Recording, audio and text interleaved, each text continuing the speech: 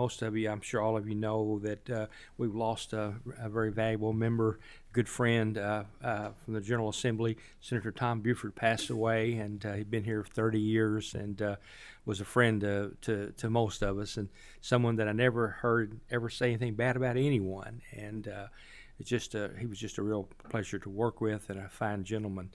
And so at this time, I would like to take a brief moment of silence to pray for his family and remembrance of him. So, members, please. This is the password for the call.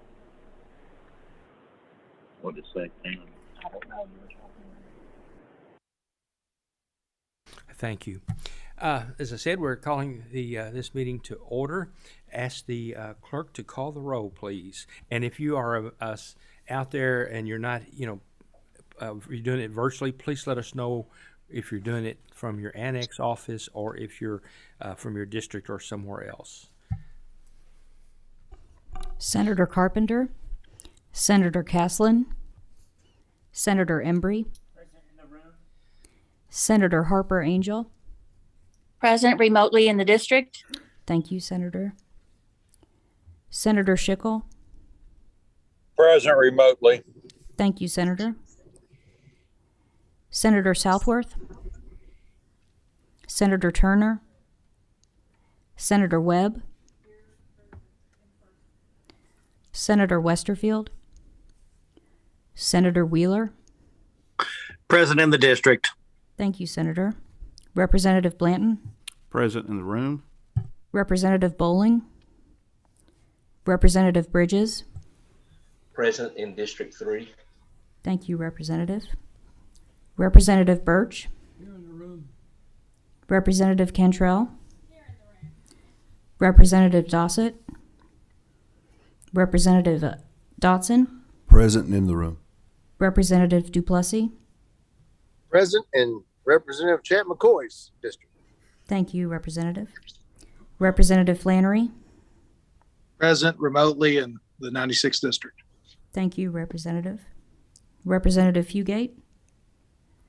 Representative Johnson. Present in the room. Representative Kirk McCormick. Present in the room. Representative Marzian. Representative Miles. Representative Gibbons-Prunty. Present remotely in the 15th district. Thank you, Representative. Representative Scott. Present in District 41. Thank you, Representative. Representative Stevenson. Representative Wesley. In the room. Representative White. Chair Smith. Chair Gooch. Here. This is Senator Smith. I'm present in the district. Thank you, Senator. You have a quorum. Okay. Yes.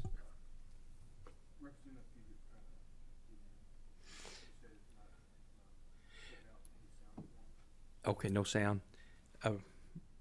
Representative Fugate is on, but he was able to answer. And I also know that Representative White told me that he was going to be checking in. He was going to be on the call as well, but so I don't know if they're having some problems there or not. But maybe we can get that worked out. So thank you. We first probably need to adopt the minutes. So is there a motion to adopt the minutes of the June 3rd meeting? Motion, second. All in favor say aye. Aye. Aye. All opposed by like sign. Okay, so the motion to set the minutes have been approved. Now we are going to, every year, one of the first things that we have to do is we have to have a public hearing and a presentation on the Home Energy Assistance Program that's referred to as LIHEAP. It's a block grant application, and this is for federal fiscal year 2020. We have some people that are going to testify on that, and we ask you to hold your questions till the end, and then we'd be happy to answer any questions. And then once we do that, we will have to make a motion to adopt that, to approve the findings of fact of that program. So right now I think we have Jason Dunn, Director, okay, Jason, yeah. And please identify yourself for the record and Sure. I'm Jason Dunn. I'm the Director of the Division of Family Support and the Department for Community-Based Services. And And I'm I'm Roger McCann. I'm the Executive Director of Community Action Kentucky. We are the state association for the 23 community action agencies. okay, is Kelly Rodman, Executive Director of the Legislative and Regulatory Affairs of the Cabinet Health and Family Services, here or She was not able to make it. not able to make it? Okay, today. that's fine. Yeah. Go ahead, proceed. Ready? Okay. Well, thank you, Chairman Gooch, Chairman Smith, and members of the committee. It's great to be here in person this year. I know it was a little rough last year, so hopefully it'll go a little smoother this time. But I am here to talk about the Low Income Home Energy Assistance Program and our preliminary state plan for 22. Just a little bit about our organization. We are in the CHFS, Department for Community-Based Services. This program is owned by the Division of Family Support. They're second to last there. But again, we contract all of the administration of the program to community action agencies throughout the state. Just a little bit of the history of the program. It was established in 1982, and it is a safety net that focuses on helping people with their heating and cooling expenses. It's meant to meet immediate home energy needs and by paying some direct payments to utility providers for low-income individuals. It focuses on households with the lowest incomes that pay a high proportion of their income towards home energy. To date, you can see the numbers there for federal fiscal year 21, $76.3 million, and anticipated for 2022 is $51 million. And just a good reminder, these are 100% federally funded. This is a 100% federally funded program. The way that breaks down, 90% of the funds assist Kentucky residents through several different components that I'm going to talk about here. I know this says directly, just a reminder, these payments, people do apply for them directly, but the payments themselves actually go to utility providers and fuel providers. Up to 15% of the award can be given moved over to the Weatherization Program for weatherization activities that we'll talk about a little bit later, and up to 10% is allowed for administrative costs. We're gonna tag team a little bit here on some of the issues, some of the slides, and I want Roger to talk about the COVID-19 responses in the community action agencies. Oh, sure. So COVID-19 really was a disruptor from all sorts of things, how we do technology and how we do service, how we work in school from home and everything else. And we rapidly realized that if we're going to serve folks and be safe, we needed to adopt different ways of doing things. So working with DCBS, we arranged for folks to be able to apply electronically, by mail. They could go over the phone, over the fax. And then we were fortunate that the HHS had loosened the rules for some of the things about HIPAA. So sometimes we have to be very careful about how we handle people's confidential information. They allowed us to use other things like even texting and one-to-one chat apps. So we used all those things to try to reach folks, to try to help them get through the pandemic. So we were fortunate that we had a good team over at DCBS that wanted us to innovate and work with us, and we worked out things, and we were able to serve people. We were able to keep our employees safe, the clients safe, and make sure that people's lights stayed on. Right. In addition to the LIHEAP funds, we've had the regular LIHEAP funds that we've received this past year. We also did receive from some funds through the CARES Act. There was $900 million that was set aside for LIHEAP, $900 million of CARES money that was set aside for LIHEAP. Of that, Kentucky was awarded $13.7 million. So these were especially to, prevent and respond to needs created by the coronavirus outbreak. So we used that to implement a summer cooling program, which we talked a little bit about last year. which allowed us for the first time in forever to be able to provide a year-round utility assistance program for those who are eligible. Our eligibility right now, it's a little bit higher than it normally is. We're at 150% of the federal poverty guidelines. This is in response to the additional funds we have through CARES, and it allows us to serve a broader population of Kentuckians who are low incomes who might be struggling with their home energy needs. Excuse me. So we'll go through the different types of assistance that the program provides. So number one is bill payment assistance, which, like I said, is year-round now for heating and cooling. We'll talk about the subsidy components, the crisis components. There's some emergency assistance we can provide, and then weatherization activities. So for the subsidy, this is the heating subsidy that takes place November through December each year. It's to offset home costs. It's an amount that's available to households based on their percentage of poverty, where they, which level they meet. We do the applications a little bit earlier in October for the elderly and disabled households that need the assistance, just so they're not competing with everybody else that's making their applications. They can give some special attention to those households. And then we do make appointments available for working individuals so we can work around their schedules so they don't have to take off work. The crisis component offers assistance for an energy emergency. That's either they're facing imminent cutoff if they don't have some assistance with their bill, or they may be out of their heating fuel for those who use alternative methods outside of natural gas and electric, like coal and propane and wood. So the assistance is limited to the amount necessary to relieve the crisis. So it's up to a maximum of $600 for gas or electric, or a load of one of those, a deliverable load of one of those bulk fuels I mentioned before. It doesn't mean it's an automatic $600. It's just up to that amount, and we'll provide some numbers here to show what those average payments are. The spring subsidy, which is one of the newer components we just did last year, it does offer assistance for cooling.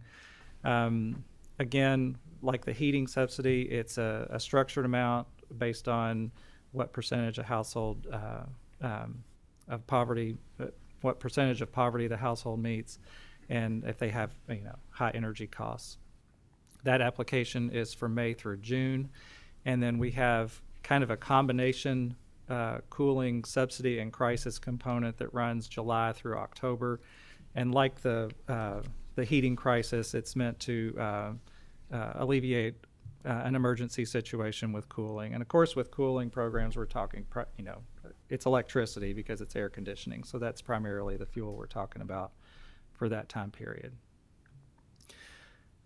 With the Weatherization Program, these are funds that to help repair homes and make them more energy efficient. It serves low-income households up to 200% of the federal poverty level, but the prioritization is here, households with elderly, disabled individuals or children, especially young children at risk of removal by our cabinet because they're in substandard conditions. Maybe these funds could make a home living situation better. And then high energy burden households where energy costs would be more than 15% of their income.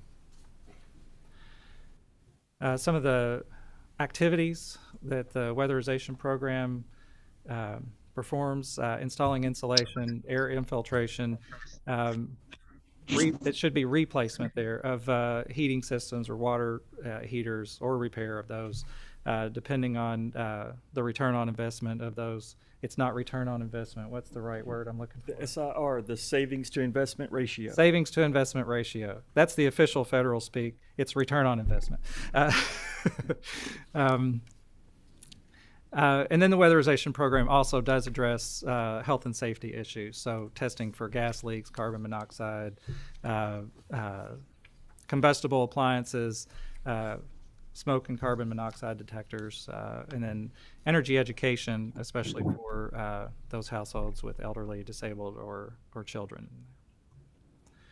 So state fiscal year 2021, I have 3 of the 4 main components here. We didn't have the 4th one, and I think Roger has those numbers to provide. But as you can see, each component averages about 65,000. I think the heating crisis is a little bit higher, and you can see where the average amount of assistance is there. So even though the maximum's pretty high, the average amount needed to address situations is usually lower, much lower than that actual maximum amount. And Roger, if you want to give the, this is for the 2021 heating crisis component, which we didn't have closed out at the time we made this presentation. Well, I had. Did I give? Hey, is it this one? Sorry. It's all right. The LIHEAP crisis was 72,656 distinct households, $24.5 million in benefits. Okay. So usually the winter crisis component serves more households and has a higher price tag to it. But, just keep in perspective, there's 1.75 million households in Kentucky. If you added all these numbers together, of course, there's overlap between each of the components. We serve about 160+ thousand households in the state, so a little less than 10% of the households in the state. Mm-hmm. What's something new this year that you haven't seen presented before? There were some coronavirus relief funds that the state was that were going to expire at the end of 2020, at the end of December 2020. So we were able to pretty quickly put together the Healthy at Home Utility Relief Fund with those funds. That we started in late October and ran it through the month of December, and you can see how many households we served with that and the average amount of assistance for electric and gas, how many homes were weatherized. And what was really different about that funding stream is that we used some for water and wastewater. I know that it was a real issue for some water companies and water bills that were outstanding, so this funding was able to help those individuals and those water companies with those funds. I will say that there is a new federal stream for water and wastewater that will be coming soon. We're in the planned development stages right now. In case you've heard of that program, it's the Low Income Household Water and Wastewater Assistance Program, or LIHEAP. That's it. I think that's right. So it'll be very similar to LIHEAP, but it'll be focused on water and wastewater. So that'll be coming soon. Okay. I think this is where I turn it over to Roger to talk more about the community action agencies. Well, good afternoon again. I'm Roger McCann. I'm the Executive Director of Community Action Kentucky. We are that state association for the 23 community action agencies. Those 23 cover every single one of the counties. They have at least one office in every single one of the 120 counties. And they do that because they can access folks right there in their county. And 22 of those are nonprofit 501c3s. One of them is what we call a public community action agency. They are a part of the metro government in Louisville. Appreciate you all having us today. I appreciate the committee, and thank you, Chairman Gooch and Chairman Smith, for again having us here to talk about this. As Jason mentioned, LIHEAP is federal funded. There are no state funds in this program. And as he pointed out, both the LIHEAP program and our cornerstone funding, which is the Community Services Block Grant, were actually created during the Reagan administration. The idea is to make these things local. That's why we're in all the 120 counties. Put decisions into states. Let Kentucky shape that state plan, and make it part of a package of hand up, not hand out. So if you can imagine, that's the era where it came from. The Reagan administration created both the CSBG program and the LIHEAP program. Our utilities, we know, are very important to both us, our families, our communities, and the state of Kentucky. It helps people go to jobs, get education, And it's important that folks do that. We want them to go to school. We want them to get a job. We want them to pay their bills. We want them to keep their electricity on. And so this program, especially when we've had economic downturns, is extremely important to make sure that that happens. LIHEAP is a whole household program. And what I mean by that is it's not addressing a single person in the household. It is addressing everybody that lives in that household.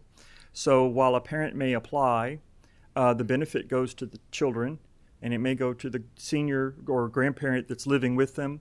It affects the whole household. So it's important to look at it from that standpoint. Weatherization is the same way. When we seal a drafty window, we're helping everybody in the home, right? And also, Jason mentioned that there is no cash payment in this program.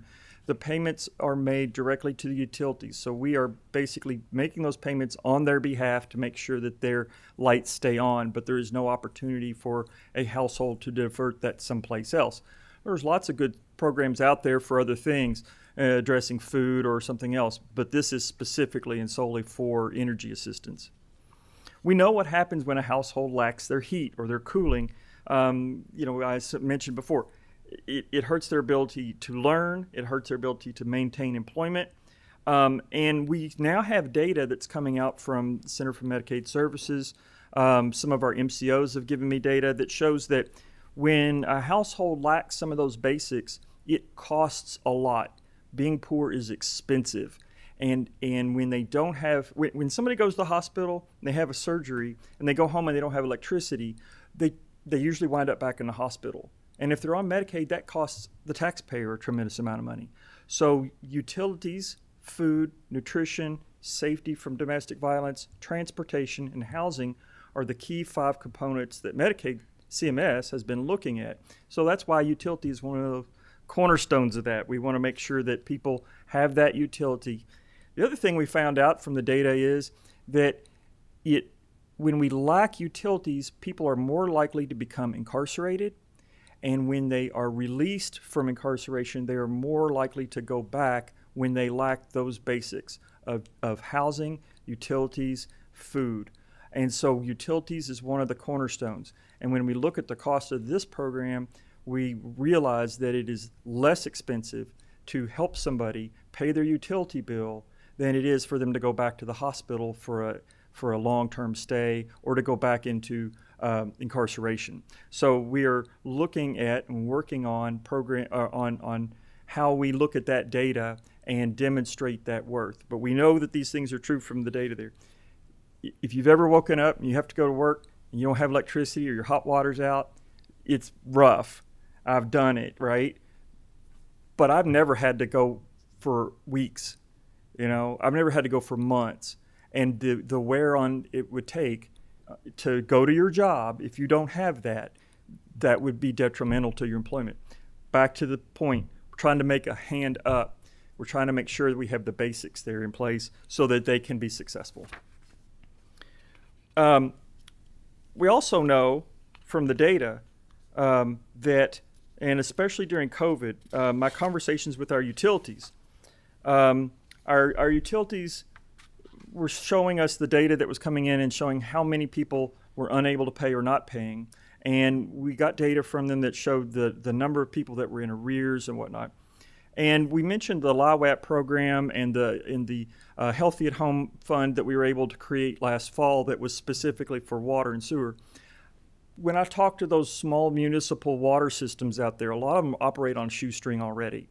And if they have a small portion of folks who aren't paying, they quickly go into a situation where they could be in financial trouble. It is critical that our utilities, our fuel vendors, our water and sewer systems continue to operate financially and be financially solvent. If you want to kill a community off, pull their electricity out or their water or their sewer. And if you want to try to invest in Kentucky from an economic development standpoint, if we're trying to bring in jobs, if we're trying to bring in factories into our communities, if they don't have that infrastructure, they won't locate here. So the other part of this and the federal money that was added through CARES was to help the folks immediately keep their lights on and to serve that, but also to make sure that those utilities, those those municipal water systems were able to keep operating and stay solvent. And so that's why the program is so important, because it helps the entire community. So I wanted to mention that. We did see a much higher demand whenever we do see those economic swings. We saw it during the financial crisis, 09 and 010, and then we saw it here with COVID. We see people who come to our doors who say, I've never been in this situation before, what do I do? And we introduce them to these programs. So it's not just the same old people over and over. We see new folks that come in. And they just needed that temporary gap fix to get across the line. So we did see a whole lot of folks that came in. And I have letters from people that participated in the Healthy at Home, the LIHEAP that said that they would have lost their family, they would have lost their home had they not been able to participate in a program like this. That money the extra money will go away, and we'll come back to what the normal money is, and we still have those folks out in our communities out there. But I just want to emphasize to you that the utilities are incredibly important. Our heating and fuel vendors are incredibly important, and it's so important that this program keeps those lights on for the kids, the grandparents, everybody in that household. I appreciate you all taking the time to look at the program, have us here, let us talk about it, and happy to answer any questions you all have. Thank you very much. Representative Miles. I think Representative Johnson might have been before me. I've got two questions. I'll go ahead and ask both of them because one was for each one of you all, so you all can kind of piggyback on it. I do want to ask a question about you mentioned the water program, the water, wastewater, everything like that. And I guess I'm thinking more along the lines, I know we've got a lot of areas that have, constituents that have septic tanks and also the package treatment plants. We've talked about those throughout our tenure here of trying to figure out a lot of those are failing, things like that, and communities they're applying for funding for certain areas. If they actually have people in their area that qualify under what these rules are, because right now whenever we go out, we have to go door to door to door and find and interview each and every one of those people for them to be able to qualify for the most amount of money to put those places in place, I guess. So you're talking specifically about septic systems and whether it be septic, individuals, the package treatment, whatever it may be through the local utility or anything. Yeah, I'll check. Yeah. How does that affect the funding for, because basically, I'll give an example. I've got two in my area. One area is not they did not qualify for the household being low enough in that area. So that area is paying a substantial amount increase on there to be connected to the sewer lines, things like that. But there was a package treatment plant that went in specifically for a very low income area, and that has been able to be paid for easier than the ones that weren't poor enough to qualify to have government assistance, so to speak. So it's lopsided on how we help in that circumstance. So I guess I'm kind of curious how that's going to work if they get assistance. And then I'll go ahead and ask my second question. That way y'all can figure out who. You keep referencing the hand up, not a handout. Is there a time limit that people can be on this, or once they qualify, are they on it indefinitely, or is there a time limit of this is a little help at the time to get you where you need to get to help you advance and no longer be dependent, so to speak, on the government? Right. So the LIHEAP program is not a program you get on and you're on and you get something every month. The LIHEAP program, traditional LIHEAP subsidy, is offered in the fall. We have an early enrollment for seniors, folks with a disability, but they specifically have to be on a fixed income. So we target those folks with a fixed income where that energy bill is going to be a large portion, because they're going to get an increase in the winter. Right. It's going to be a large portion of their Social Security, for example. And so that subsidy goes on as a credit, and it helps them manage their money through the winter. And the average payment of that historically has been around $120 one time a year okay, and they would have to reapply the following year. So that's the limit. It's not a long thing. Now, a LIHEAP crisis program is designed a little differently. You do have to meet the income eligibility requirements, but you also have to demonstrate a need. So you have to demonstrate that you are behind on the bill, and it will only allow you to pay up to so much on that bill. So there's a maximum amount. Historically, that's been about $400 for LIHEAP crisis, and if they owed, if they needed $200 and they were going to have a disconnect, and they needed $200 to keep from disconnecting, they could get the $200 in January, and maybe if they had some more, if they needed some more, they could come back and get a little bit more in March, but they would be capped at the $400 per year. Right. A little bit different with all the COVID money that's come in, right? We've got some extra components coming up, and we've seen folks, we've pulled data from utilities that shows that we have people with $400 and $600 and $1,000 and $2,000 in arrearage.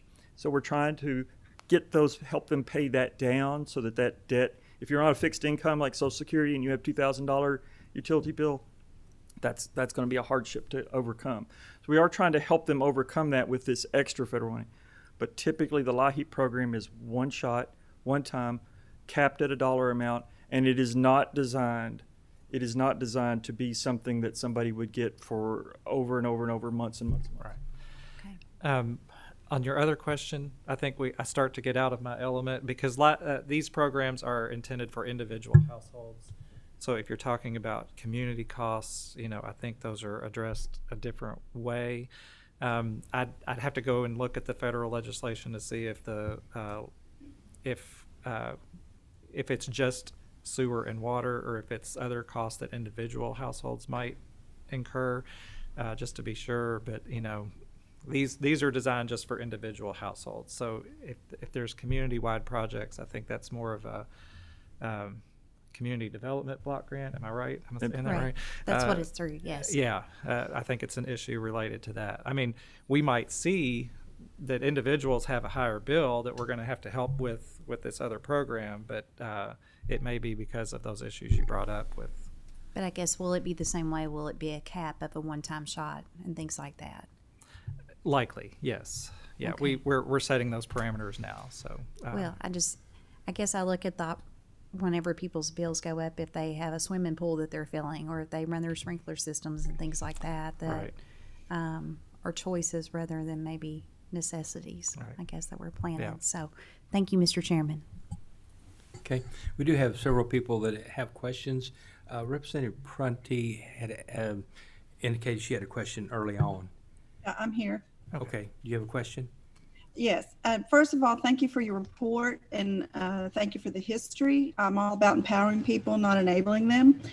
And thank you for the good use of the use or lose funds for water and wastewater, because I know I have communities in my district that appreciate that, so that they've been able to stay afloat. So thank you for that. My question is, on page 3, on your third slide, you estimate that the amount of money for funding is going to go down several million. Is that a budgeting thing, or is that just what you're anticipating getting from the federal government? That's our anticipated federal amount, and that's and the CARES money that we talked about earlier that was set aside for LIHEAP. We had more than one federal fiscal year to pay that, so we have a longer period of time with that money. So that should help smooth out that bump for now. Now, in future years, we don't know what that allocation is going to be from the federal government. So right now we're okay because we have those additional CARES funds. Okay, I just was curious as to why the difference, but okay. Thank you very much. Thank you, Mr. Chairman. Okay, thank you. Representative Johnson. Thank you, Mr. Chairman. Before I ask my question, I'm just going to echo a little bit of what Representative Miles said. This community that she was mentioning was just barely above the level where they could have gotten some assistance. Yeah. And I'm thinking that the increase in their bills might have brought them back down into the level where you guys might be able to help. So maybe we need to talk about this offline a little bit, but I would appreciate it if we would look at this community and see if there's something that you guys might be able to help with on that. And but my question was, in the weatherization programs, who does the work? Is it the utility companies that does the work, or is it contracted out, and then how do they get paid? There are, and let me start by saying that there are two primary funding streams for weatherization in Kentucky. The first is the Department of Energy's Weatherization Program, and it is an energy efficiency program, and it sets what measures you can do, and it sets what the SIR, the return on investment ratio, has to be, and everything else. As Jason mentioned, so that's coming through DOE. Now you've got Health and Human Services, you've got HHS, and they've got LIHEAP, but federal reg allows a state to choose to roll over up to 15% of your LIHEAP funds into weatherization to ride parallel. And so Kentucky does that. We use 15% of the LIHEAP funds into that. Now, that goes through Kentucky Housing Corporation, and they directly contract with community action agencies to take the applications, identify the households, and identify the income eligible households, but then identify households that are eligible for weatherization, and then actually perform the work. When I say eligible for participation, something that Jason alluded to in his slide, we walk away, and it's going to vary across the state, but a safe rule of thumb would be for me to say we walk away from 2 homes for every 1 home we weatherize in the state, because the home does not meet enough standard that the DOE will allow a DOE dollar to go into it. But to answer the question, it is performed by the community action agencies, their weatherization offices in those counties. Okay, so they actually have employees that do it, or the Yes. Okay. Some of them have. They typically have a weatherization director and some staff that are employees of the agency. Some of them have their own crews, so they're crew-based, what we call, and some of them will contract, and some of them will do a blend. So if you had somebody who needed to do electrician work, you may not have the electrician on staff. You may just need to call them on occasion when you need them, and so you have a contract set up with an electrician to call in and do the work. So it depends upon the availability of labor, the availability of who they've got trained in the area, and just for efficiency's sake and what makes sense. So there's a little bit of a blend. It does make sense to just let the local guys figure out the best way to get it done. Exactly. Right. Thank you. Thank you, Mr. Chairman. Representative Kirk McCormick.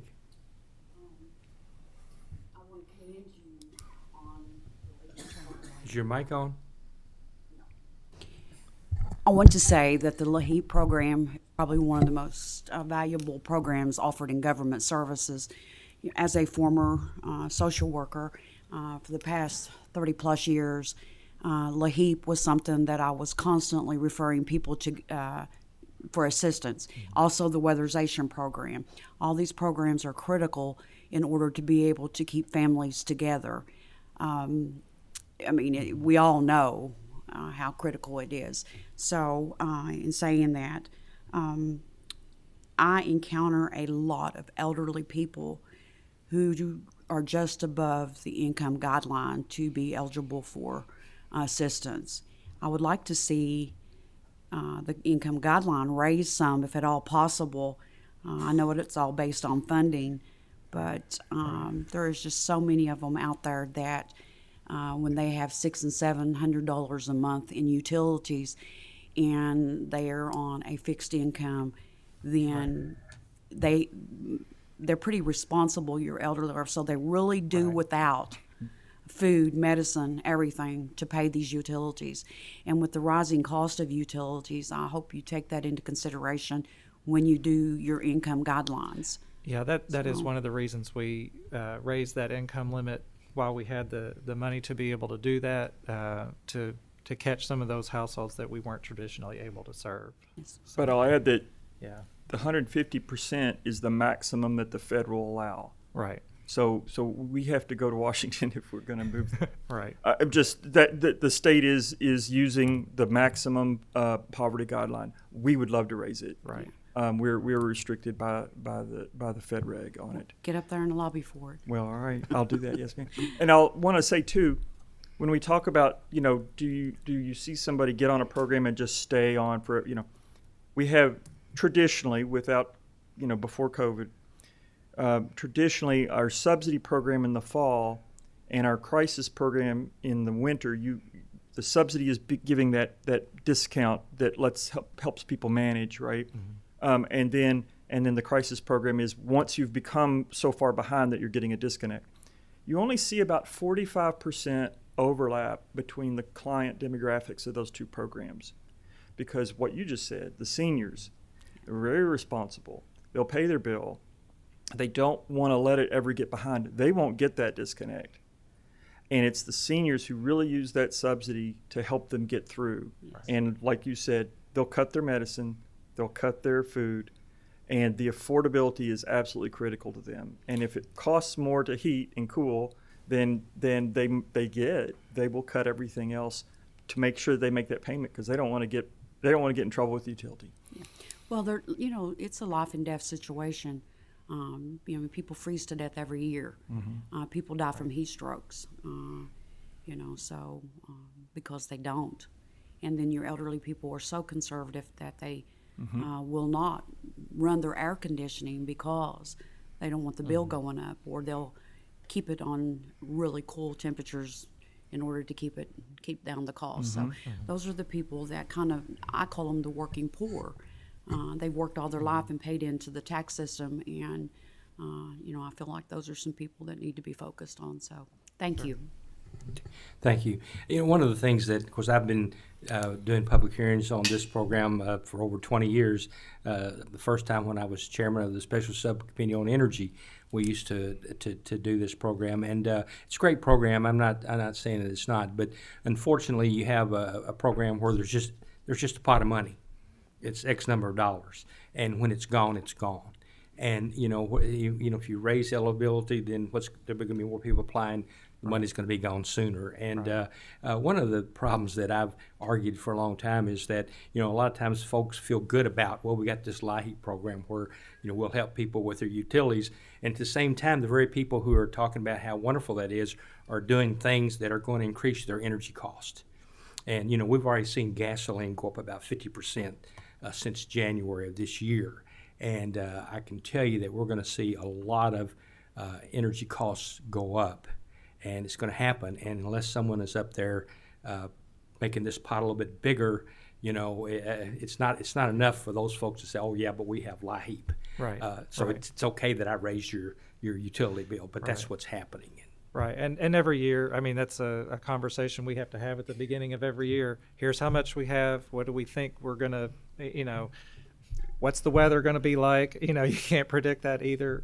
We have to do our best to try and estimate, how to make these funds last throughout the seasons that we have. Okay, a couple more questions. Representative Wesley, and then Representative Birch. Thank you, Mr. Chair. First, I want to thank you for bringing this to us. I have a question about our veterans. Some of our veterans are not on SSI or Social Security, but do you have a program for our veterans that are disabled that they can apply through this? They are not a specific population called out in the LIHEAP legislation, so they're not especially. Now that doesn't mean we can't do outreach with veteran serving organizations to help make sure everybody knows that this is a program they can refer veterans to. It's like I say, it's not specially called out in the legislation, but I think we could probably make sure we have some outreach with organizations you think we need to be in touch with. We can absolutely do that. Okay, would you guys be willing to do that with the VA? Absolutely. Absolutely. Thank you. Absolutely. Yeah. Yep. Thank you, Absolutely. Mr. Chair. Mm-hmm. Okay. Representative Birch. Is this strictly a federal program, or is there some state dollars involved 100% in matching this? 100% federal. 100% federal. Okay, thank you. Thank you, Mr. Chairman. Mm-hmm. Senator Webb. Thank you. And you stated you had to be innovative in your protocols in dealing with the scenario, and I assume some of those protocols will carry forward. Yes, ma'am. Yes, ma'am. Lots of lessons were learned. Some things we will be happy to let go after all this, but some things we'll adapt and use for going into the future. We retooled. As far as the accessibility and Yes. the sign up and the immediacy and the urgency, Yes. I mean, on a good day, a third of my people don't have the internet. And if we have an event like the ice storm or something like that, where we did lose two elderly individuals, and then our bills spiked, to the point of ridiculousness. You know, I didn't have power for 10 days and still got a bill that was higher than normal. But so nobody has been able to explain that. But you know, so there was a spike in the rates.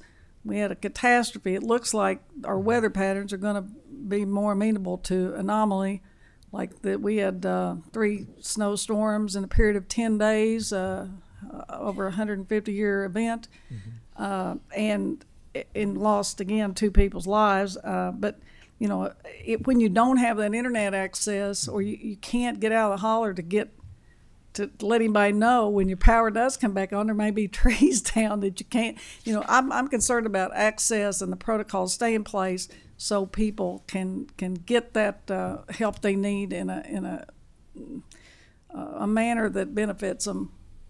After our experience in Northeast Kentucky. Yeah, if I can speak for you, Roger, I think those protocols that Roger went through, what we did, you know, changed for coronavirus, those would be in addition to the traditional services that have always been provided. So it wouldn't shut any doors. We're just trying to open some new ones. Okay. Any other members have a question? Okay. Donaldson. Thank you, Mr. Chair. Donaldson. I'm sorry. Thank you. First of all, I'd just like to say what a phenomenal program you guys operate. Thank you. And so good to hear some of this information been given us today. But I guess I'm going to play the devil's advocate a little bit. We know there's other government subsidized programs out there. Mm-hmm. With that being said, we know how people manipulate systems and play the system. Is there any cross-referencing with other government agencies when there's potentially, you know, those people out there that just don't want to work or just don't have, or spending their money on other things instead of wasting a government dollar? I didn't know if there was any cross-referencing with other government agencies.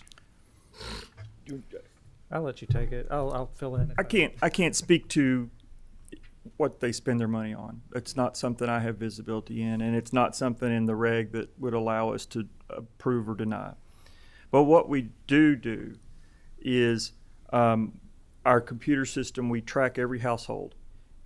Some other states don't require a Social Security number or a permanent resident number to track folks.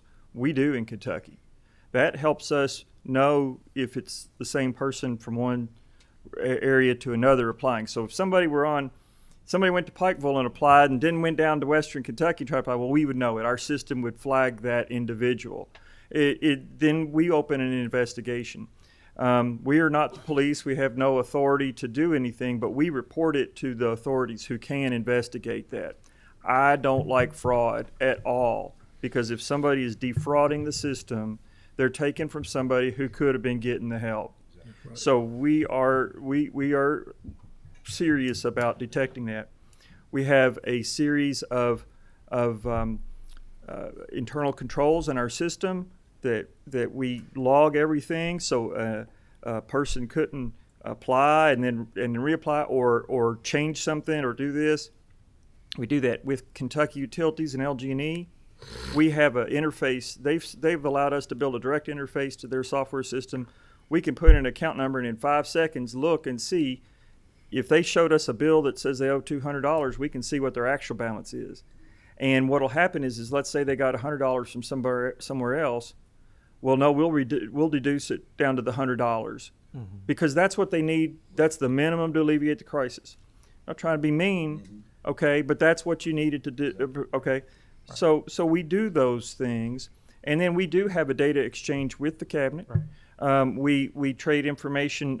We send up all the details and information of everybody that applied. They match that in their computer system, and we have the ability to look and cross-check the information they've reported to them to us.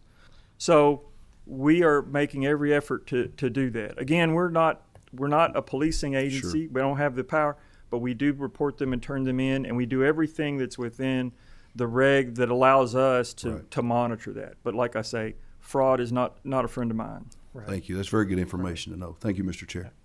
Thank you. This meeting obviously was listed as a presentation and public hearing on the low energy home heating assistance, or LIHEAP program. No one else has signed up to speak, and no one has contacted staff to to speak. So at this time, pursuant to KRS 45.353, the LIHEAP state plan for fiscal year 2022 was referred to this committee for review and consideration. The entire application is available online for the members, including your favorite folder, and available online are the findings of fact to be considered by this committee. Is there a motion to approve the findings of fact? So moved. The motion approved. The second. Is there any further discussion? If not, ask the clerk to call the roll, please. Senator Carpenter, Senator Caslin, Senator Embry, Aye.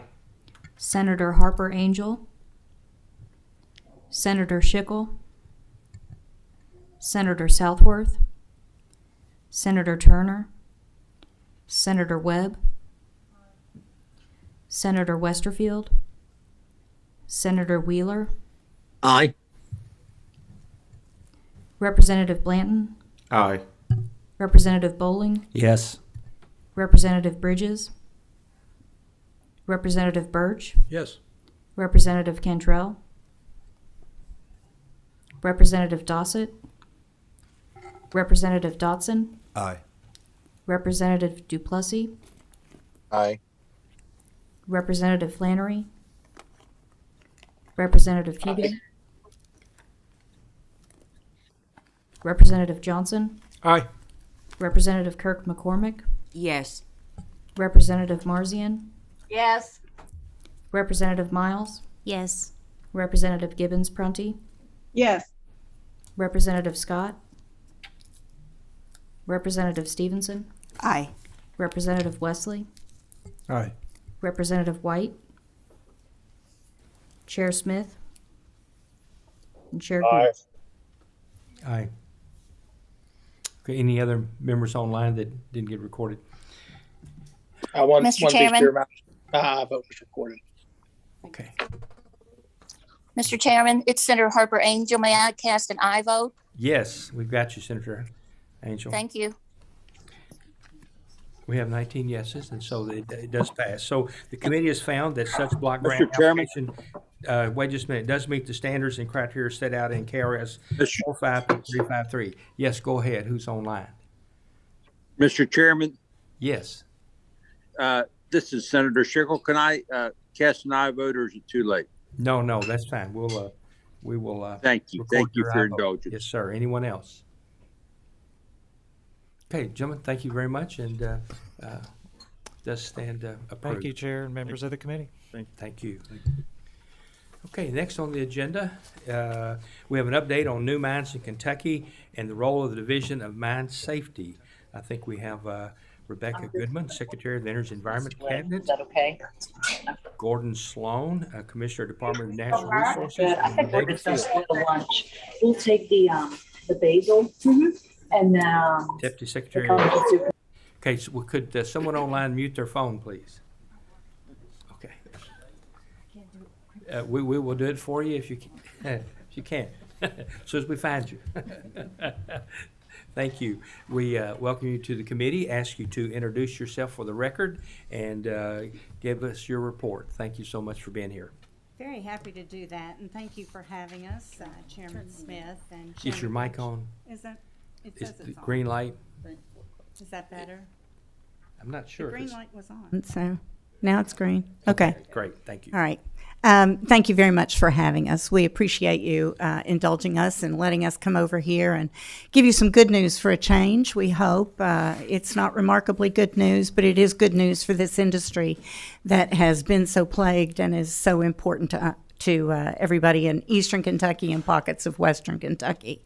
I do want to offer for the committee, just prior to getting into the natural resources portion, that the cabinet has an energy affordability work group, and participating in that work group are a number of agencies across the state, including Community Action and including CHFS and many others.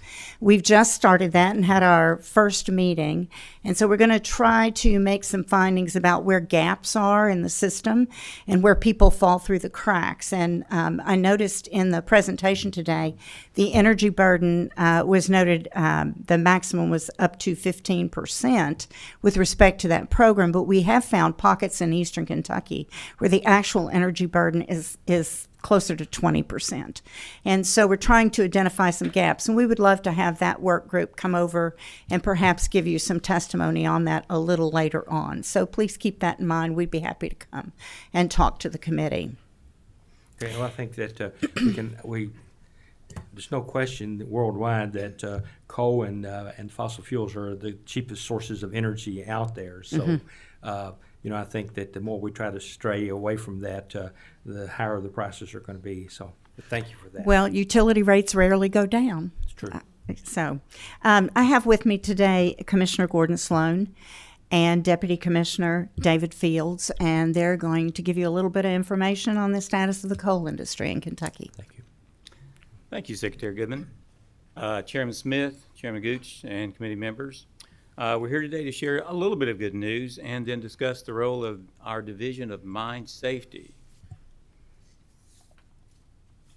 From this slide, you can see that since 2014, the number of active mines has gone down. So in 2014, we had 365 licensed mines.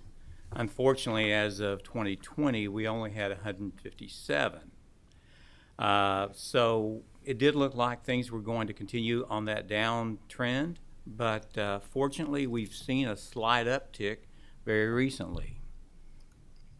Over the past several months, we've had several new mines that were opened or idle mines have reopened. So underground mines, we have 5 new mines and 5 reopened mines. On the surface mines, we have 12 new surface mines that have opened and 2 that have reopened.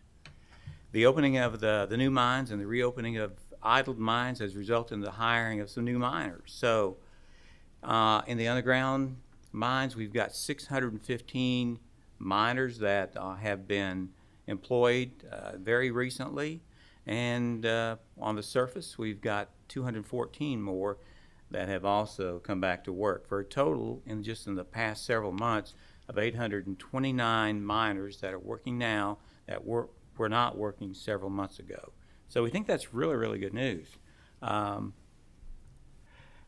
apologize that this slide and the following ones are, kind of hard to read, so let me just give you a heads up on what it shows. It shows the underground mines, this slide, by name and county that have returned employees to work or hired new miners. The next to the last column on the right shows new hires and rehires, but the last column on the right shows the number of new inexperienced miners. So these are people that are new to the coal industry, getting their first shot at mining underground. So we have several of those. The mines that are not colored in are the ones that have added miners while they've continued to operate. The ones in green are the newly licensed underground mines, and the mines in blue are those that have gone from idle to producing. So we think all of that is good news. We have quite a few new underground mines, mines that have returned to active status, and they brought some new miners into the industry with them. And you're referring specifically to coal mines? Pardon me, yes, sir. Okay. I would note that Nick Rogers is here from the Crushed Stone Association. We may talk a little bit about that, but thank you for that clarification, Chairman Gooch. So this slide is about surface coal mines. It shows surface mines by name and county that have returned employees to work or hired new miners. The next to the last column, just like in the underground, on the right shows the new hires and rehires, and the last column on the right shows the number of inexperienced miners that have been hired. The mines that are not colored in are the ones that have added miners while continuing to operate. They didn't shut down and they haven't reopened. They've been continuing to operate. The mines in green are those newly licensed surface mines, while the mines in blue are those that have gone from idle to producing status. We'd like to show you on this map again. We're trying to crowd a lot of information into a small space, but we hope that it will help give you a visual picture of where the mines are that have either reopened or hired miners. So along with the new and reopened mines comes the need to make sure that those mines have mine rescue teams within an hour's drive. That's according to state and federal law. Our Division of Mine Safety branch offices are located in Harlan, Hazard, Pikeville, and Madisonville. And this slide shows the coverage of each of those branch offices, as well as where those mines are that have hired new miners. We also have an equipment station. You may see up there in northern Kentucky. You say, what is the Division of Mine Safety doing up there? We have a station up there, an equipment station in Crestwood, Kentucky. It has mine rescue equipment, and that station is provided free of charge by the United States Army. What is the Division of Mine Safety doing with the United States Army? Well, it's a cooperative effort. It's available to assist in the event that the Army has an emergency underground. They do special operations training both at Crestwood and at Fort Knox, and they may open another special operations center down in southwest Kentucky as well. So we provide the emergency operations in case they have an emergency at those places. We also provide services. We're not required to by law to 13 of the 15 states' rock quarries. And that Crestwood station also operates as kind of extra equipment in case we need to pull mine. I mean, it's centrally located, so it can go to the west or go to the east in case we need additional equipment. So I hope that graphic helps a little bit. So let me zoom in just a little bit.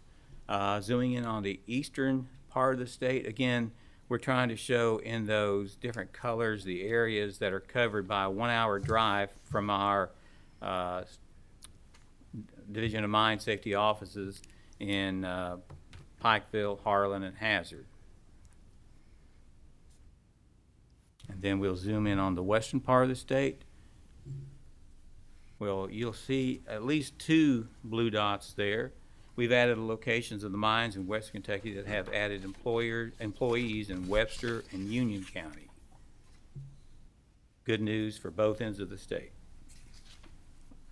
Let me talk a little bit about mine safety specialist responsibilities. I'm doing a little bit of a swerve for you. I'd like to take a few moments to discuss what we do for the Division of Mine Safety. And let me mention that Deputy Commissioner Fields was formerly with our Division of Mine Safety, so he has decades of experience in the mining industry, and then experience also as a mine safety specialist with our Division of Mine Safety. The division conducts 6 regular underground inspections each year at each underground mine. Typically, 3 of those inspections are behavior-based inspections. That is, they don't actually go in to find flaws. They observe the behaviors of the miners and try to help them correct those where necessary.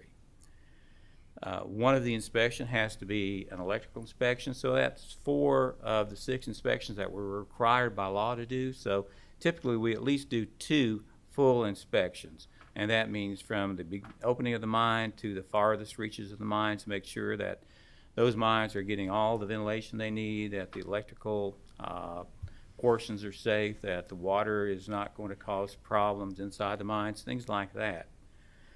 The division also conducts, well, that's 2 of those, two regular inspections on surface minings each year. So they don't get quite as many as the underground, but typically the surface is a little more forgiving than underground. The division must also conduct inspections at idled mines, those that are not producing, but where the mining company is keeping the mines ventilated and maintained in anticipation of going back to work. So even though that you may think that we only inspect producing mines, no, we inspect those that are idled as well. Let me talk a little bit about this slide, which shows some of the critical differences between the Kentucky Division of Mine Safety and the Mine Safety and Health Administration. That's the federal agency for health. Most people just call it MSHA. Sometimes there can be confusion because some people see one inspector as just another inspector. They don't make the distinction between an MSHA inspector and a state inspector.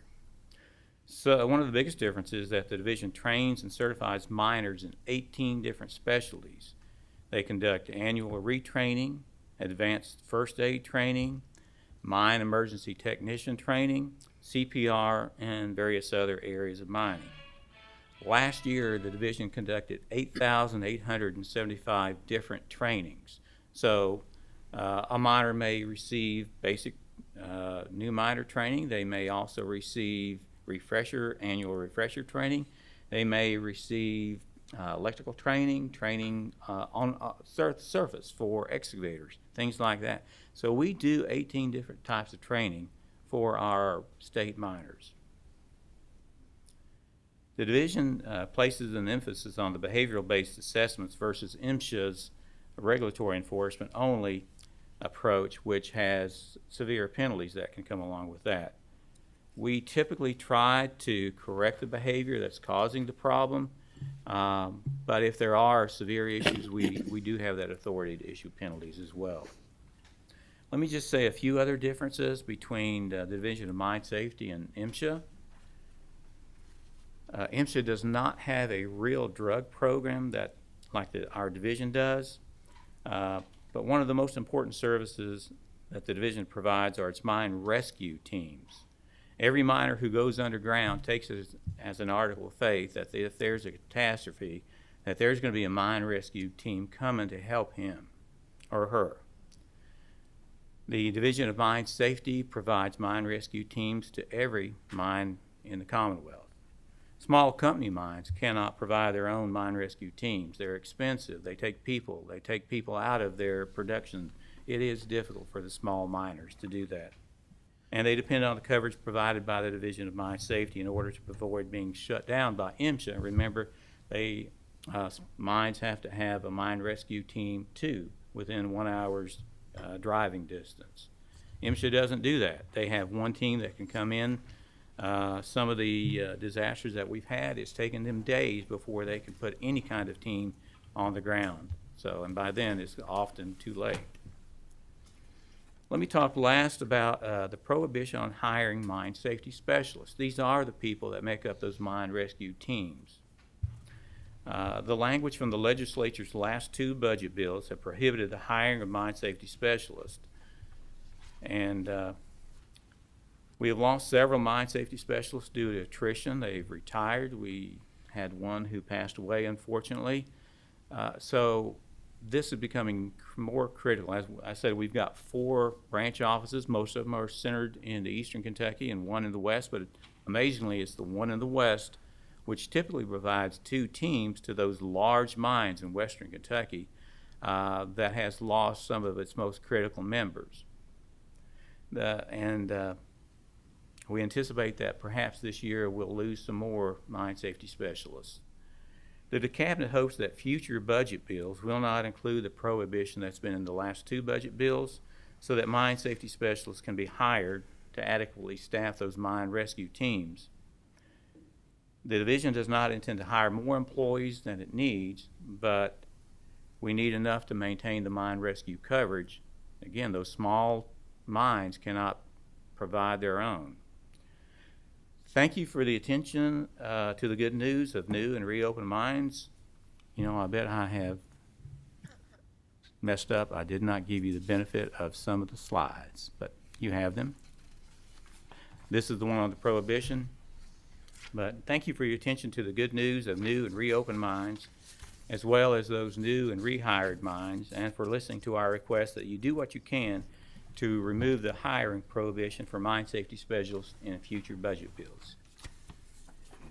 Secretary, do you have any? Nothing additional. I think you did it very well, Commissioner Sloan. Thank you. Chairmans and committee members, do you have any questions for myself or Deputy Commissioner Fields?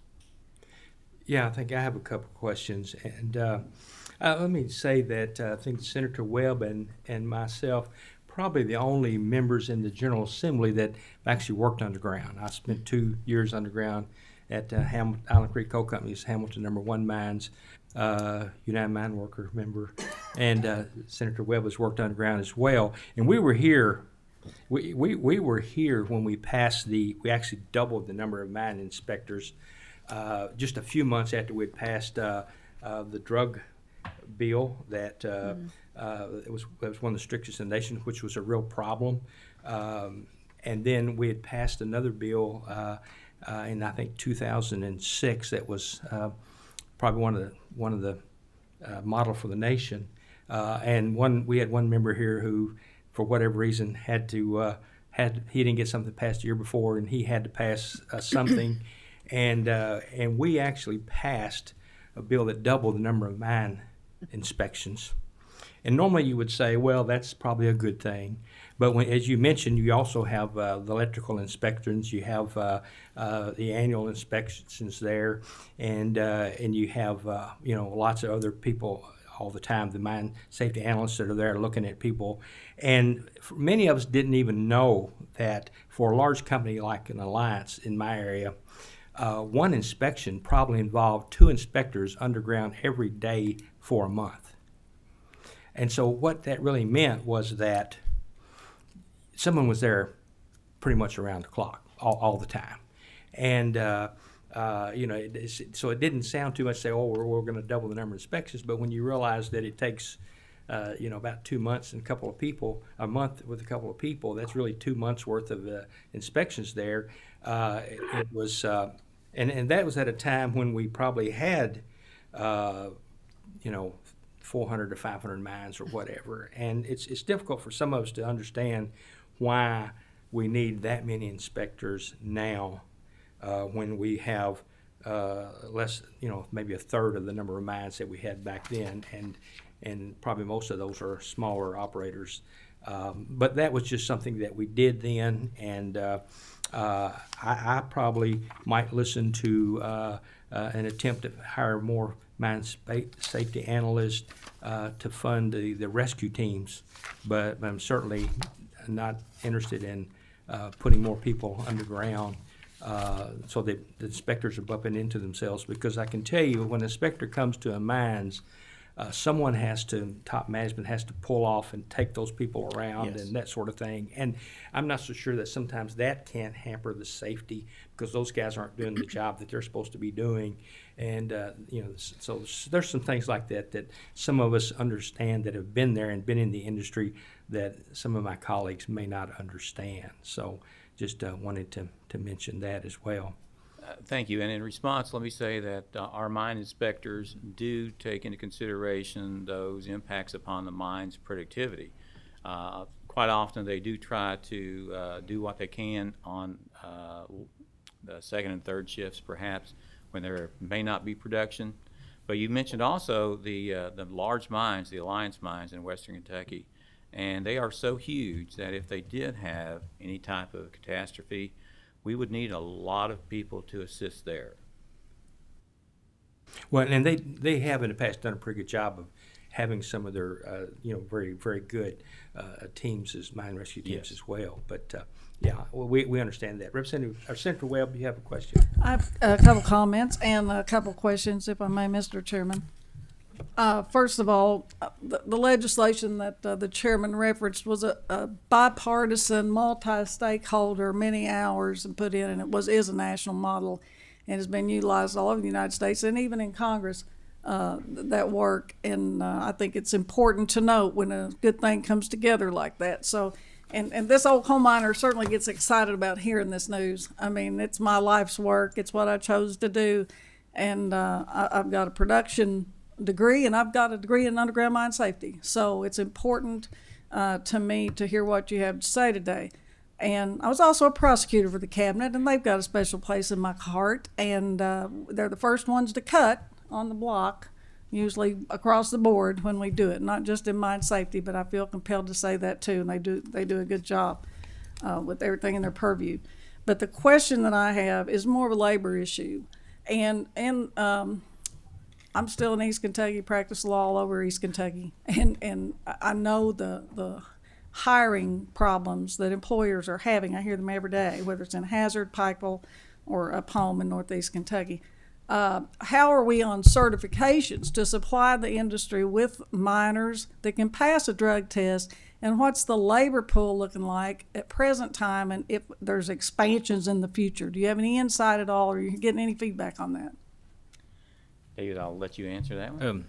We're having a problem with hiring inexperienced miners. What the problem is getting their certifications. There's just a need for them. The coal, we know, as we all know, coal's picked up a little bit right now, and we can't get inexperienced miners. So many people have moved and then pursued Yes. other employment options. And I was just wondering, you know, what I guess we can do or what you all can do to help the companies fill that void, and because it's going to be a problem if we have any more openings. Thank you, Senator Webb. As you saw from those numbers, we have picked up some new and experienced miners. We are bringing back to works quite a few miners who have been laid off or fired, so we hope that that will continue.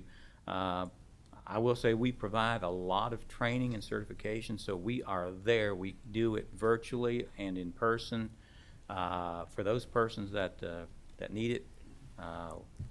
We are there for them. I will say that, you know, my folks are back in Martin County. One of them got a job at the prison, and but he was amazed that he was in a room where they were told, if you think you're not going to pass the drug test, you might as well walk out. 40 of 41 people walked out. Oh. So it is a severe problem. We recognize that, and that probably makes it even more critical to keep those experienced miners that we do have. If I just have one more, Mr. Chairman. Martin County is where I have my underground experience too. And secondly, I guess, does the cabinet have, and I think you've addressed it somewhat, but the employee complement at this time to accommodate where we are and going forward, and not just for mine safety specialists. I'm talking, you know, you've got permits, you've got water, you've got lawyers. I mean, everything ties into that one coal mine opening up. And what is your complement at this time, and what I assume there'll be an additional budget ask? That's the A&R member in me. I'm sorry, but well, thank you very much. Yes, not so much a budget ask, but to just take that prohibition away, so that we can hire the few more that we do need. It probably won't be very many more that we'll need to get back up to where we have, and our most critical need is those mine rescue teams. But you're right. SMACR, the Surface Mine Control Reclamation Act of 1977, is a complete beginning to end type of system. At the very beginning, you have to have the permitting. That has to be noticed, et cetera, so that citizens know what kind of mine is going to be put in. Once the mine begins to operate, hopefully we've got everything environmentally sound through the permits. We have the inspectors at our Division of Mine Reclamation and Enforcement who go there to make sure that the environment is being treated properly under the permitting that it has. So then concomitantly, the Division of Mine Safety also has people who does the inspections. We also have people in the offices, the branch offices, who make sure that the drug program works, those things. Unfortunately, we do have people that are involved in drugs, and they may lose their certifications, but we give them a chance to keep those certifications if they go on probation. So on both sides, we work with that. At the end of the life of the mine, we have our Division of Abandoned Mine Lands. That's critical to us because not only do they use bond monies to reclaim, they also use the economic revitalization funds that Congressman Hal Rogers has made available the last 6 years. So they have a big role too. Their budget has gone down. We're hoping that we'll have AML reauthorization at the federal level this year, and perhaps some other money may come from the infrastructure bills and or some other bills like reclaim, which is one that has an economic revitalization piece to it. That would, right now we are, with our Division of Abandoned Mine Lands, we're thinking small. We're trying to do the best we can with the funds that we have. So we don't have a lot of extra people. If we did get an influx of money, yes, we would have to have some additional people. Trying to think though, we also have the Kentucky Reclamation Guarantee Fund. They're the ones who require additional bonding so that if a mine company, a permit does get forfeited and the bond revoked, we have enough money to cover that. So right now we have about $52 million that we can use, but it's not, it sounds like a lot of money. It's not. We have just gone through the Black Jewel and Revelation and some other bankruptcies that are going to leave us with a large hole in our pocket, but we're working hard to make that hole as small as possible, working with the sureties who have guaranteed that money. We're working within not just our Department for Natural Resources, but our Department for Environmental Protection, the Division of Water, Air Quality, Waste Management. All of those divisions are just important to the entire process. So, pardon me, Senator Webb, if I've gone long. No, I think it's important that everybody knows how the agencies have to interact, and then we have to do it under federal law. And this is a mandate, not something we just voluntarily do all the time. But thank you, Mr. Chairman. Thank you. I want to call on my co-chair, Senator Smith, who was not feeling well today, but I think he is joining us on Zoom. Co-chair Smith, are you there? Yes. Can you all hear me okay? Yes. Go ahead. Very good. Well, I have to say I apologize. I have been teaching a class, voluntarily donating the salary back to the school system, and I think one of the students gave me strep, so it just shows you that it's still out there. When I went to get swabbed, I was just glad that it wasn't COVID anymore. Nothing's simple, but I do apologize for not being there today. But I will say that this isn't the first time that we're going to have you all with us. There's a lot of other stuff we're working on. Some of the stuff I think you guys are aware of, and we will have a meeting to address some of that in the future. So if you've got other questions for our members that are sitting there thinking you've got questions, but we know we're running late on time, you'll have plenty of time. My questions I have three really. One is, out of the bankruptcies that you all just talked about, how many of those bankruptcies have actually reopened or have come back into the system, or even have the potential of coming back in the system? And the new jobs you all are talking about, how that, and there's a tick up in mining. I was just telling Chairman Gooch and a few friends of ours last week at dinner that we're going to see a little bit of a micro boom in coal, and our state is poised to really take a good opportunity of this if we're in a place to be able to get our stuff timely. But out of the new jobs you all talked about, what does that mean in tonnage? When we start talking about jobs in coal mining, give me an idea of what we're talking about as far as tonnage, because that means the dollars for coal severance to make the Department of Local Government, et cetera, begin to spend that affect a lot of the members in the room that may not be in coal areas. So two of the quick questions. The other one's going to probably take a little bit longer, so I may hold that over for the next meeting, but I'll yield back to Co-Chairman Gooch. Thank you. Thank you, Senator Smith. Next, Senator Wheeler, I think you have a question online.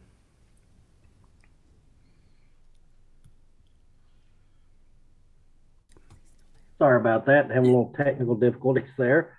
I guess one thing I am concerned as far as some of the coal bankruptcies, and I think you've hit on this a little bit, is there sufficient bonding capacity to protect the Commonwealth's interest with respect to the bankruptcies that we are aware of out there? Let me just go ahead and say the Kentucky Reclamation Guarantee Fund has yearly conducted an actuarial analysis of the fund, and what they do is they go through sort of a stress test. What would happen if we had another large bankruptcy? And we have an actuarial group that looks at that, sees how, I mean, it's minute, it goes down to the minutest detail. And so far, everything has come back that the KRGF has sufficient funds to weather the worst scenario that we've been able to come up with. Now, that does not mean that it won't suffer some losses. When you talk about the Black Jewel and the Revelation bankruptcy, those are huge. We've had several others, Ember Energy, and some of those mines have look like they're going to be transferred, but others may not. So we are working closely with those sureties to make sure that they do what they can. They don't want to lose their bond money, so they're going to try to do reclamation. As a matter of fact, we have been working very closely with them, and we hope to continue to do so, because the KRGF is not the first dollar. It's got to be protected so that it's the last dollar. But it's not all of those, Senator Wheeler, those mines that have gone bankrupt. It's a process. It's going to be a long process. It's not something that we're going to do right away. And as the funds from the KRGF are expended, there's only so much money that can be expended at one time. There's only so many contractors who can do the work and do it right. We will also be getting new money, new tonnage fees, et cetera, into the KRGF, et cetera, that will help us continue to fund this. It's going to be a long-term project. Mr. Chairman, a brief follow-up, if I might. Go ahead. And what strategies are you looking at utilizing in order to shore up, I guess, the reclamation funds?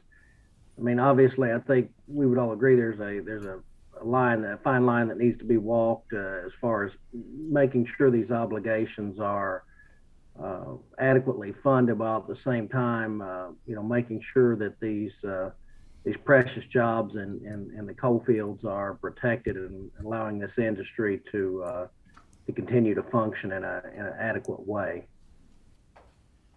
Senator Wheeler, I wish I could tell you, but we are in negotiations with those sureties, and until we get some more solid agreements, we have not got the agreement right now. So, and we're just talking about the Black Jewel Revelation first. We've got several others, bankruptcies that we're going to be working on as well. As I said, the stress test has come back from the actuarial that the KRGF is sound.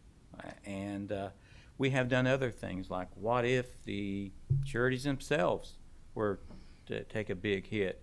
And the actuarial has come back to us, and again, that stress test was passed as well.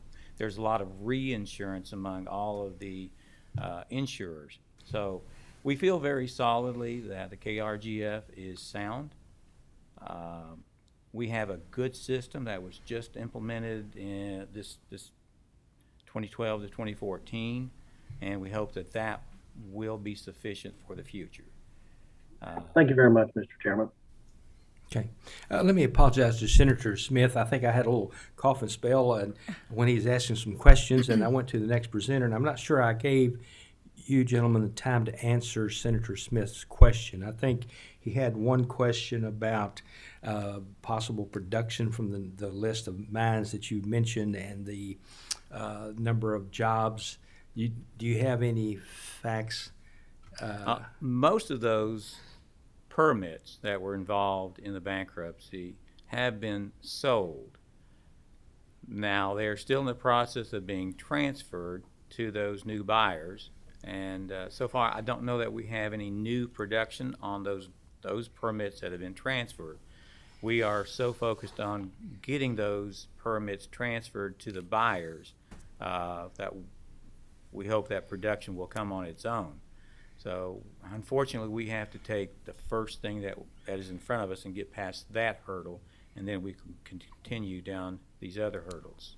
I will say, Mr. Chairman, that we do have the current production numbers, not necessarily tied specifically to those permits, but we do have current production numbers that are on our website now in the Office of Energy Policy, who publishes the state's coal report every year. And so those numbers are updated there to the current information that we have. So, could you provide those to the Sure. committee members? Absolutely. Okay, thank you. And Commissioner, are there any reopened mines that have come out of bankruptcy or?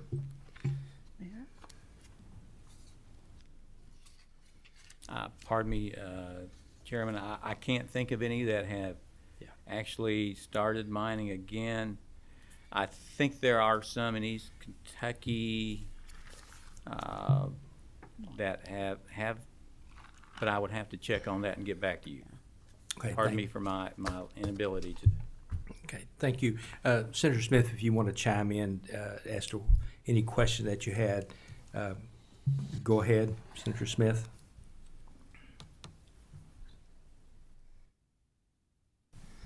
Okay, Representative. No, I don't, and Go I ahead. apologize again. It's you. Yeah, I apologize. The signal here is getting choppy, but we've been corresponding.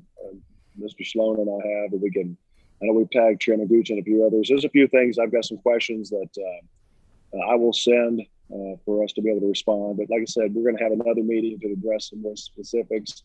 So if people feel like they've got questions today that you want to ask, but you're afraid you're going to run out of time, just write them down, because we're going to do a deep dive into making sure that we have the most efficient process and procedures into place to help these mining companies and other companies be able to get their permits, get boots on the ground, get the jobs they want to have turned, and moving quickly. So thanks again for putting up with the remote call.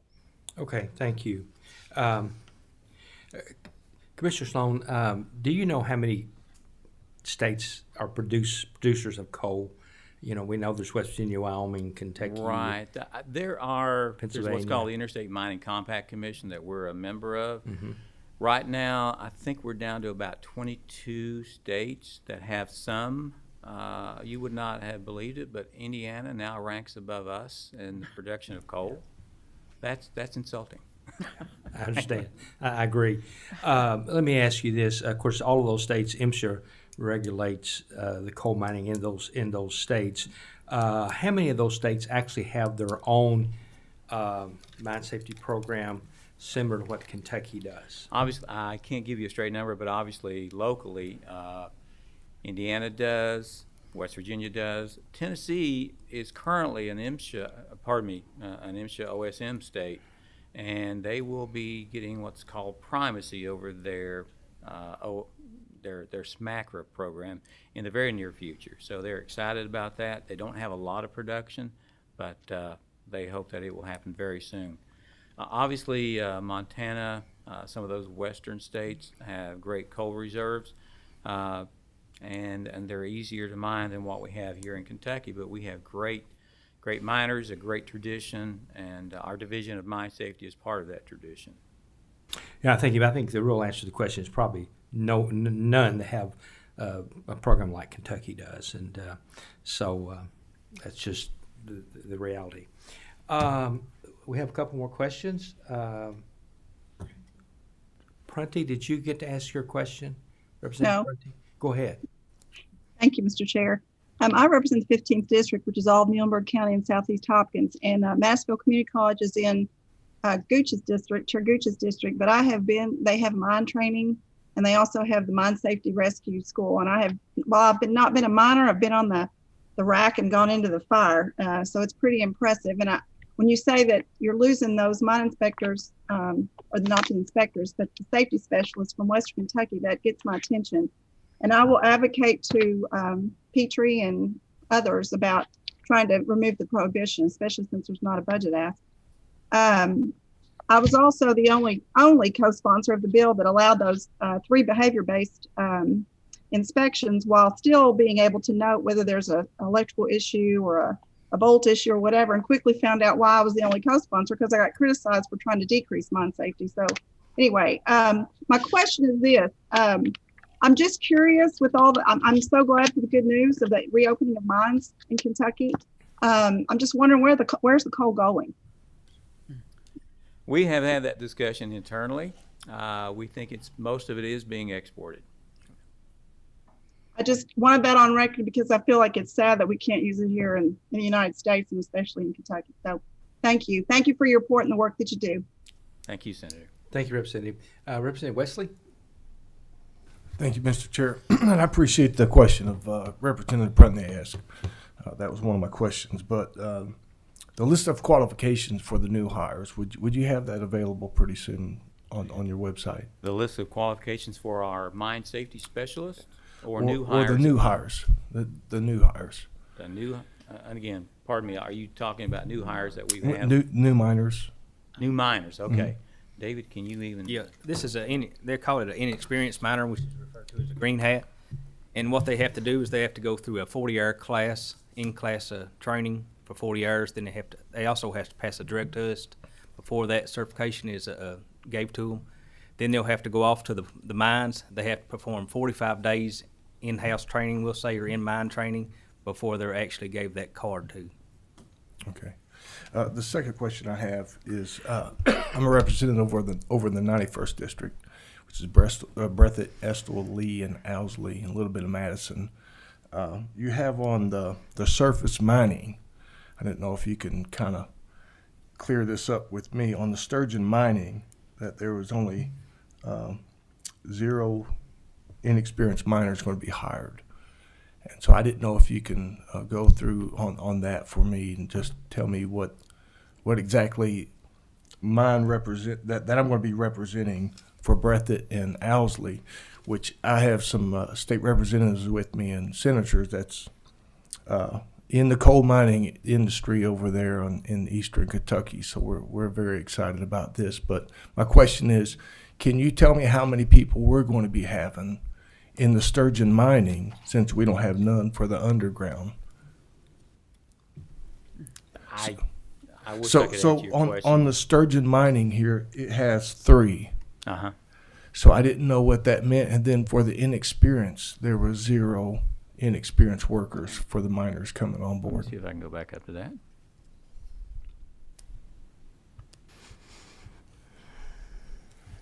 So my question was, how many jobs is going to be produced in my district? But the only figure I see is 3. And I didn't know if you could clarify what that was. One moment.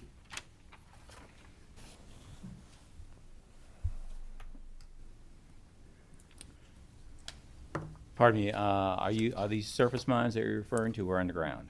Well, this one's surface. We don't have none underground. Okay. It's under sturgeon mining. So I was looking at the figures, the numbers of how many jobs this was going to be producing, and I didn't see nothing on my district. Okay, I'm looking for that sturgeon mining listing. Pardon me while we look for that. Ah, there it is. Okay, so in Breathitt, Owsley, and Perry, we had 3 employees on the license application. So they only have apparently a caretaker operation going on there with only 3 employees on the mine license. So So that means that there's no inexperienced miners going to be hired for them jobs. None that have been hired yet. That does not mean that there's a prohibition on hiring inexperienced miners. Okay, so are there going to be like a list of how many they can hire? Is there going to be a number? That would be entirely up to the company. Okay. All right, thank you. Thank you, Mr. Chair. Okay, Representative Miles. Thank you, Mr. Chairman. I've got a couple questions, if you will allow, please. I'm trying to kind of make a few notes. Do you all know of any other states that only use the federal inspectors? Are there any states that only use the federal inspectors? Because I think it's important for us to bring out that, we do have federal inspectors that inspect the mines also. So Right. All states have the MSHA representation, but Kentucky is one of those that has the primary workload in safety. So pardon me if I can't tell you that right now, but I will get that information for you, Representative Miles. I do think there are some states that only have federal inspectors. I'm not saying they don't have other categories, whether it be training or the rescue teams or whatever it may be, but as far as the inspector side of it. And then, what you've provided us today on the licensed mines, in 2014, there were 365 mines. Yes, ma'am. In 2020, there's 157.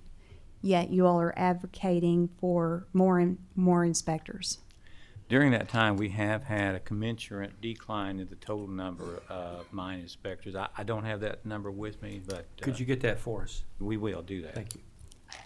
And then I'll be very blatantly and open on, Representative Hatton has been very vocal on the concern of this specific item, and we've had many conversations on that. I do have a concern of adding inspectors whenever we've, less than half of the mines that we have, but yet we've still got inspectors. And like it's been referenced already, they may be an issue where are these inspectors going? If we only have so many mines, do they go back to the same mine again and again? And that is an obstacle for the employers of having that many inspectors on a regular basis. So we understand that, and thank you, just Representative kind of Miles. want to bring that. Let me say that, again, we only have to do so many inspections per year, usually 2 complete inspections plus the electrical, plus 2 behavior-based. So we're not going to add on, we're not just going to go back to the mines because we got nothing to do. We have plenty to do with the number of inspectors that we do have, especially as it goes to training. But critically, we need those mine safety inspectors to crew the mine rescue teams, or there will be no coverage. Well, I'll get there. Okay, thank you. I'm getting there. And that comes to be kind of a lot of my point with what I've been trying to get to the point on the concern of having so many inspectors. The mine rescue, I think, is very important. One of the complaints that I have had in my area from the employers, as far as the training, these miners are having to take a day off or more, so that has less people on their production rows and things like that on the training. We want to make sure that they have the training. There is no one on this committee or in this General Assembly that wants our miners to be safer than myself, equal to or more so than everyone on this committee.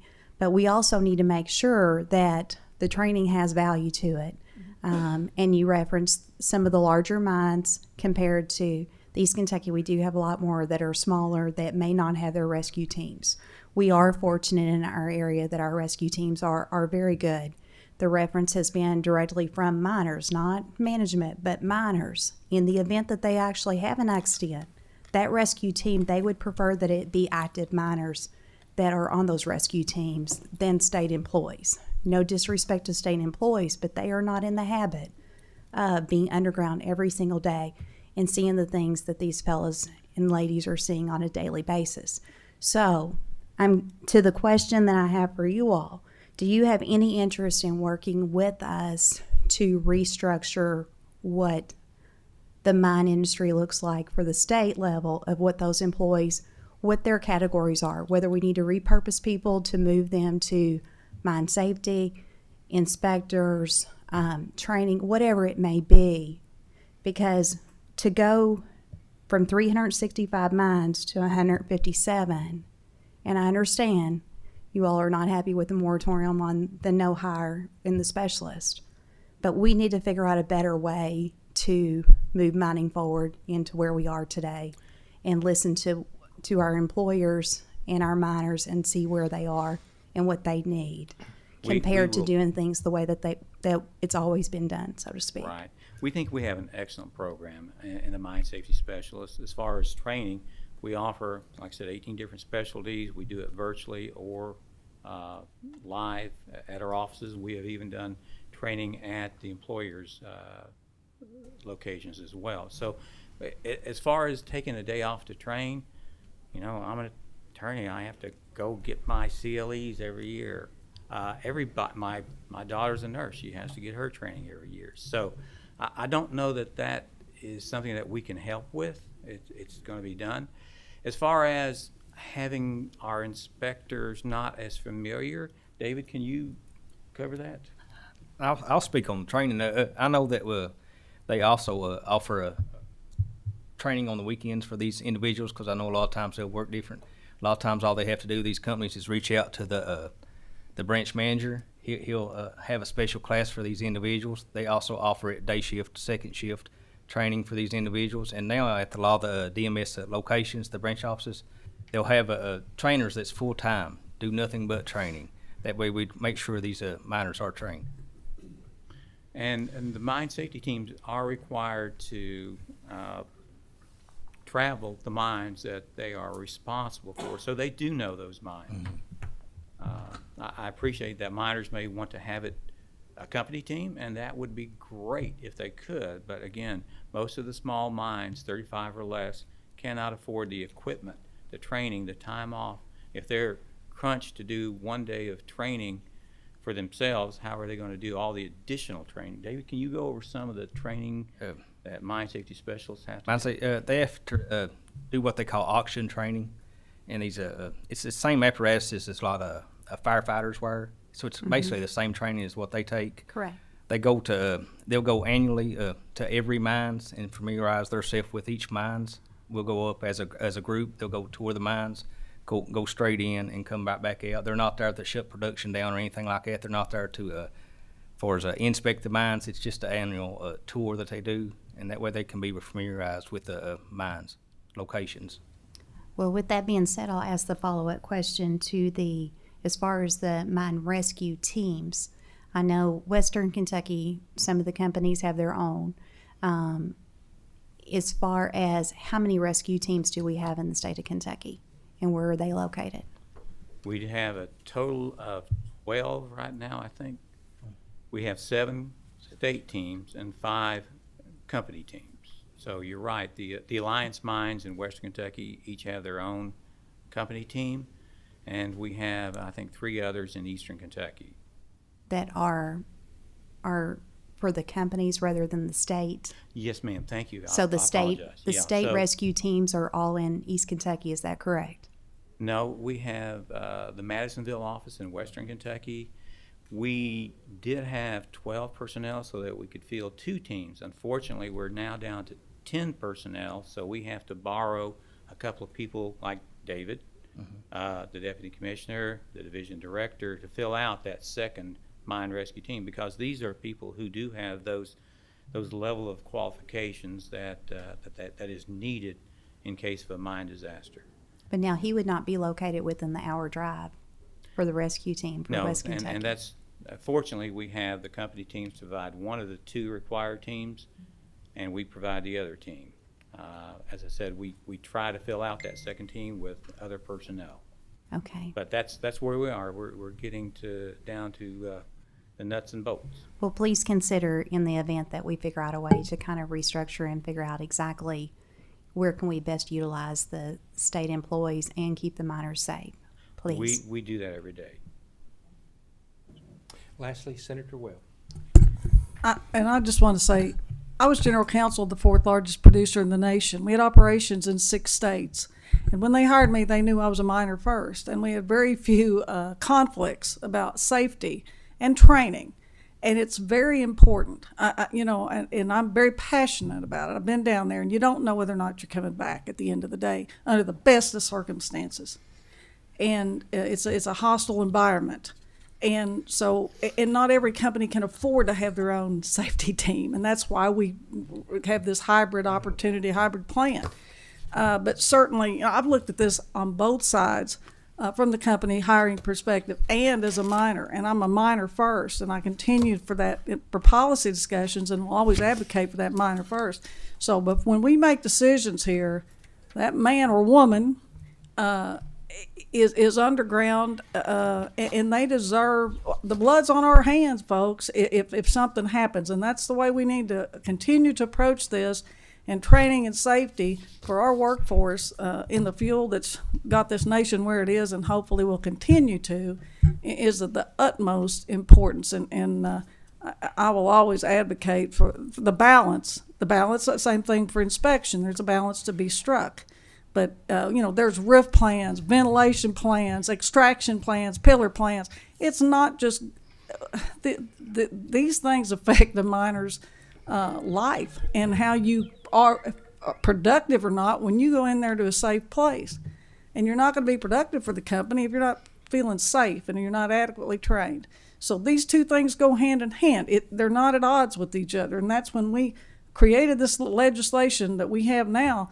Those were all the interests that came together to do this. So, somebody's going to have to do a lot of convincing to me to change this thing. So I appreciate it, and I appreciate the way you enforce it. Thank you, Mr. Chairman. Okay, thank you. Let me say thank you for your presentation today. And but I'd have to say that, you know, it's always better to look for positive things. And I will say that, you know, the small number of permit applications that have been applied for is a small glimmer of hope. But, you know, I see no additional mines opening in West Kentucky. The county that I live in Webster, you'd have to go back into the 1800s to find no active mining in Webster County, and there is none today. So, you know, we just can't say that this is certainly not good news, but it's maybe a glimmer of hope. And but I'm really concerned that I think that we have people in this country that seem to be in charge right now who want to eliminate all mining, and there's no question about that. That's happening, and we are going to do everything we can to make sure they cannot do that in Kentucky. So with that, this meeting's adjourned. Thank you. Thank you. Thank you.